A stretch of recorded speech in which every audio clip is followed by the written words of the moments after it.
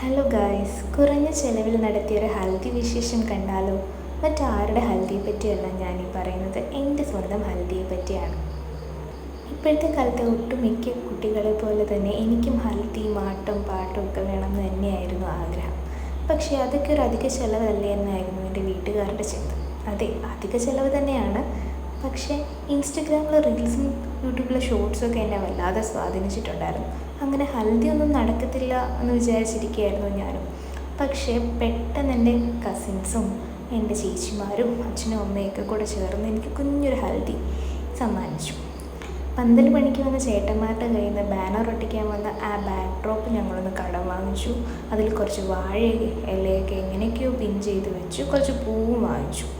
Cake വരെ നമുക്ക് sponsorship കിട്ടിയതാണ്. കേക്ക് നമുക്ക് ചെയ്തു തന്നത് നമ്മുടെ സ്വന്തം ഒരു ചേച്ചി തന്നെയാണ്. പിന്നെ കുറച്ച് ജിലേബിയും ലഡുവും അനാറും ഒക്കെ വാങ്ങിച്ചു. പിന്നെ വീട്ടിലെ മഞ്ഞൾപ്പൊടി നമ്മളായിട്ട് തന്നെ കലക്കി എൻ്റെ ഒരു സന്തോഷത്തിന് വേണ്ടിയിട്ട്. അങ്ങനെ എല്ലാവരുമായിട്ട് കുറച്ച് ഫോട്ടോ എടുത്തു. അങ്ങനെ ഫോട്ടോഗ്രാഫർ ബിസിയാന്ന് പറഞ്ഞിട്ടും എന്തോ ഇവിടെ വലിയ ആട്ടവും പാട്ടും ഒക്കെ ഉണ്ടെന്ന് പറഞ്ഞ് ഫോട്ടോഗ്രാഫർ ചേട്ടൻ ഓടി വന്നു.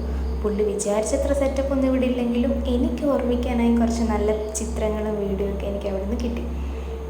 ഇതൊന്നും ഇല്ലായിരുന്നെങ്കിൽ ഒരുപാട് മിസ് ചെയ്തതിനും ഇപ്പം എനിക്ക് 2 വർഷം കഴിഞ്ഞ് ഈ വീഡിയോ കാണുമ്പം തോന്നുന്നുണ്ട്. എന്നെപ്പോലെ ആഗ്രഹമുള്ള ഒരുപാട് പെൺകുട്ടികൾ കാണും. സാമ്പത്തികമായി ബുദ്ധിമുട്ട് അനുഭവിക്കുന്നുണ്ട്, എനിക്കിങ്ങനൊന്നും ചെയ്യാൻ പറ്റത്തില്ലല്ലോ, മറ്റേവർ നടത്തുന്ന അത്രയും പറ്റത്തില്ലല്ലോ എന്നൊക്കെ. പക്ഷേ കുറഞ്ഞ ചിലവിലും നമ്മുടെ സന്തോഷത്തിന് വേണ്ടി ഇതൊക്കെ ചെയ്യാൻ പറ്റുമെന്ന് എനിക്ക് മനസ്സിലായി. ഒരുപാട് ആട്ടവും പാട്ടും ഡാൻസും ഒന്നും ഇല്ലായിരുന്നു, ഒരുപാട് ആളും ഇല്ലായിരുന്നു. പക്ഷേ എനിക്ക് 2 വർഷം കഴിഞ്ഞ് ഈ വീഡിയോ കാണുമ്പോൾ മനസ്സിനൊരു സന്തോഷമുണ്ട്.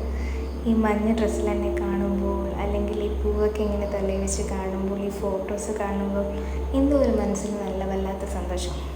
അപ്പം പൈസ ഇല്ലെന്ന് പറഞ്ഞ് ഒന്നിനും പുറകിലോട്ട് നിൽക്കണ്ട.